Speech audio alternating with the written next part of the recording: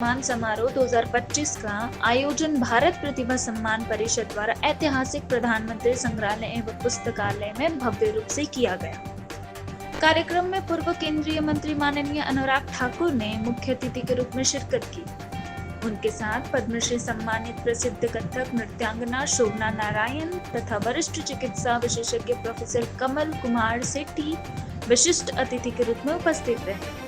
समारोह का संचालन और दिशा निर्देशन परिषद के चेयरमैन नीरज भारतीय और डायरेक्टर मणि अय्यर के नेतृत्व में हुआ।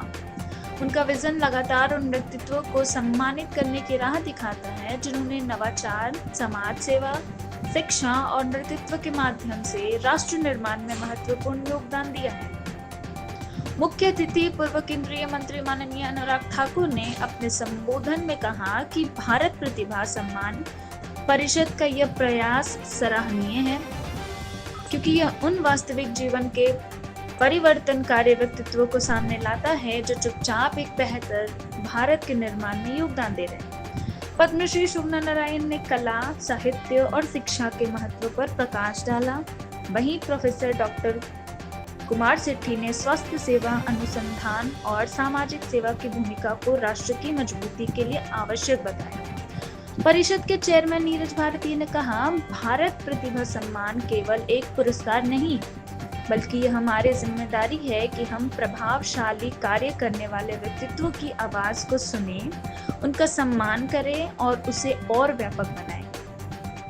डायरेक्टर मणि अय्यर ने कहा, इस मंच के माध्यम से हम जीवन के हर क्षेत्र से आने वाले नेताओं को एक साथ लाते हैं ताकि आने वाली पीढ़ियों को प्रेरणा मिल सके। बता दें कि इस वर्ष के भारत प्रतिभा सम्मान से देश भर के 25 अद्वितीय व्यक्तित्वों और संस्थाओं को विभिन्न क्षेत्रों जैसे उद्यमिता, सूचना प्रौद्योगिकी, स्वास्थ्य सेवा, साहित्य, सामुदायिक सेवा, वैज्ञानिक अनुसंधान, सामाजिक कार्य और कला के क्षेत्र में उनके असाधारण योगदान के लिए सम्मानित किया गया। मैं विभिन्न क्षेत्रों से जिन लोगों को उनके कामकाज के लिए चुना गया, मैं उन सबको बधाई देता हूं। और मुझे लगता है ऐसे कार्यक्रम लोगों को प्रोत्साहित करने के लिए होते हैं, पीठ थपथपाने के लिए कि वो अपने काम में और गति लाएं और धरातल पर जो बदलाव करना है वो करने का प्रयास करें। आज पद्मा अवार्ड्स को भी देखिए, पहले कभी पद्मा फॉर प्रिविलेज्ड होता था, जिनके पास सिफारिश होती थी, बड़े परिवारों से आते थे। कई परिवार तो ऐसे थे कि 3-3 पीढ़ियों को खुद ही भारत रत्न ले लेते थे। लेकिन मोदी सरकार में पद्मा अवार्ड्स पीपल के लिए हुआ है और अब पीपल्स पद्मा हुआ, यानी कि सामान्य नागरिक को, चाहे ग्रामीण क्षेत्रों में, ट्राइबल क्षेत्रों में भी काम करते थे, आज उनको पद्मा अवार्ड से सम्मानित किया जाता है। लोगों के लिए क्या एक संदेश देना चाहेंगे आप जिनको आज अवार्ड मिला है? मैं इतना ही कहूँगा, अपने काम को जारी रखिए और बड़ी संख्या में लोगों को जोड़िए। और जब भारत के कोने कोने में विभिन्न क्षेत्रों में लोग काम करते हैं तो उसी तरह से जैसे राम जी के साथ वानर सेना ने सेतु बनाने का काम किया था, उस समय गिलहरी का भी योगदान का उल्लेख आता है। चाहे कंकड़ और रेत डालने का ही काम किया, तो हम सब 140 करोड़ भारतीयों को छोटी छोटी ही योगदान से ही, जब 140 करोड़ भारतीयों का योगदान आता है तो मिलकर विकसित भारत बनाने का संकल्प से सिद्धि का रास्ता पूरा करता है। भारत परिचय सम्मान अवार्ड का आज आयोजन किया गया था, क्या कुछ बताना चाहेंगे इसके बारे में आप?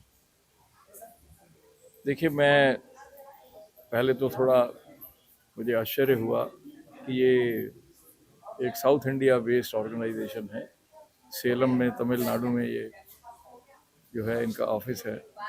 तो उन्होंने इतना मेहनत किया और दिल्ली तक पहुँचे और बहुत सारे लोगों का चयन किया, ढूंढ के उन्होंने क्या काम किया है विभिन्न क्षेत्रों में।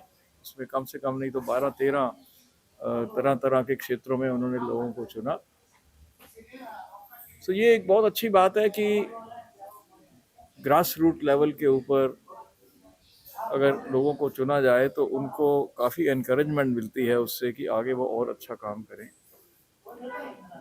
वहाँ से मौका मिलेगा स्टेट लेवल पे जाने का या उससे आगे नेशनल लेवल पे जाने का, क्योंकि आम आदमी के लिए अपना टैलेंट एक्सपोज करना या रिकग्नाइज करवाने के लिए अपॉर्चुनिटीज इतनी ज़्यादा नहीं होती हैं। उस चीज़ को क्रिएट करने में काफ़ी मेहनत करनी पड़ती है, इंटरेस्ट होना चाहिए, सही लोगों को चुनना बहुत ज़रूरी है इसके अंदर। और ठीक आदमी को अगर हम लोग प्रोत्साहन देंगे तो वो ज़रूर आगे बढ़ेगा और काम करेगा। इसी प्रिंसिपल के ऊपर ये चीज़ मेरा ख्याल में चालू करी गई है, क्योंकि एक बहुत अच्छा इनिशिएटिव है।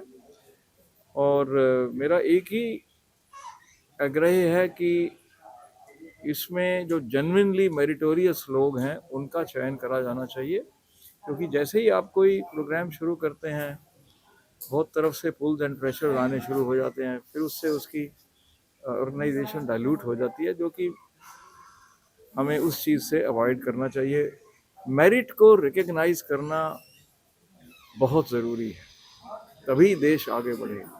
प्रतिभा सम्मान अवार्ड्स का आज आयोजन किया गया है, क्या लगता है इस तरह के जो अवार्ड्स होते हैं वो लोगों को इंकरेज करने के लिए कितना महत्वपूर्ण होता है?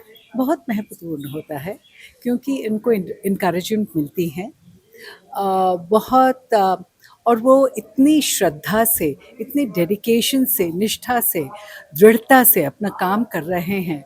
और फिर जब थोड़ी सी भी रिकग्निशन या हम सम्मान देते हैं तो एक खुशी तो होती है कि उन्होंने इतनी मेहनत की है, उसका कहीं ना कहीं लोगों ने सराहा है।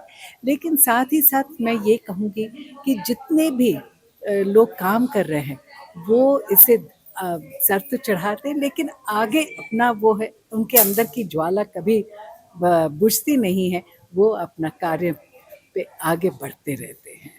जो लोग कला और संस्कृति के फील्ड में हैं उनके लिए आप क्या मैसेज देना चाहेंगे?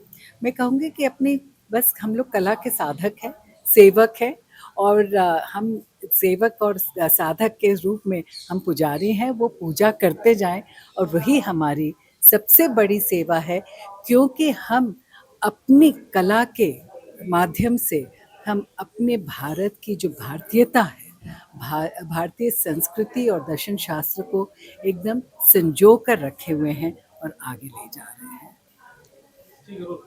सर, भारत प्रतिभा सम्मान का जो आज आयोजन किया गया है इसके बारे में आप क्या बताना चाहेंगे और कितना समय लगा इस चीज़ को करने के लिए?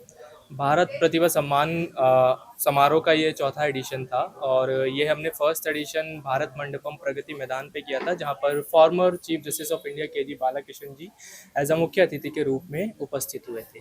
आज हमारे साथ श्री अनुराग ठाकुर जी उपस्थित थे एज अ मुख्य अतिथि ये फोर्थ एडिशन में। और अभी हमारा आगे का विज़न है कि हम इसको स्टेट लेवल लेके जाएं। स्टेट लेवल मीन्स हम स्टार्ट करेंगे भारत के मध्य से, मध्य प्रदेश से। तो नेक्स्ट 2026 में हम अवार्ड सेरेमनी जो है वो भोपाल में करेंगे स्टेट लेवल।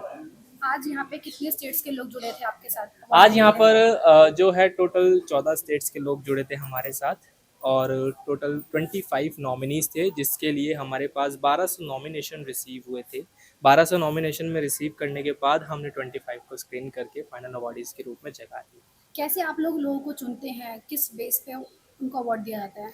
बेसिकली उनका सिलेक्शन क्राइटेरिया यही रहता है कि उनके काम से क्या प्रभाव पड़ा सोसाइटी में और उनके साथ साथ नेशन बिल्डिंग में, और अपनी फील्ड में मिनिमम 10 इयर्स का एक्सपीरियंस उनको होना चाहिए। मेरा नाम डॉक्टर मेघा रानी है। मैं रांची झारखंड से आई हूँ। मुझे हिंदी साहित्य के लिए अवार्ड मिला है। मैंने अभी तक 200 प्लस बुक्स लिखी हैं। बहुत सारे बुक्स में को-ऑथर भी हूँ और मुझे अवार्ड मिला है कि मैं सिर्फ अपनी मातृभाषा में लिखती हूँ। मुझे कितने भी ऑफ़र मिलते हैं दूसरे भाषा के लिए, इंग्लिश के लिए, किसके लिए, मैं सिर्फ अपनी हिंदी में लिखती हूँ। मुझे हिंदी भाषा के लिए ही अवार्ड मिला है। और मुझे इसके पहले भी Dada Saheb Phalke Indian television award पाने वाले झारखंड की पहली एक पर्सन हूँ मैं। Thank you. भारत प्रतिभा सम्मान काउंसिल का बहुत बहुत धन्यवाद। Thank you sir. Haldar. Basically, I am a writer, so I have got this award as a author. One thing is that I feel very glad to come here, and India is progressing, and it will continue its progress, and it will be the Vishwaguru of world.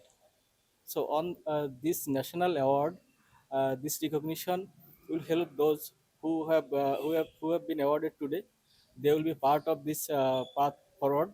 So very humbly, I wish to be a part of that one. संतोष तोमर इंदौर से हूँ।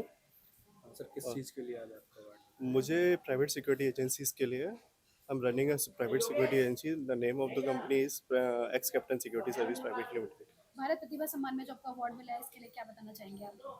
बहुत ही prestigious feel कर रहा हूँ. अच्छा लग रहा है. अनुराग ठाकुर जी ने अवार्ड दिया है. अच्छा लगा.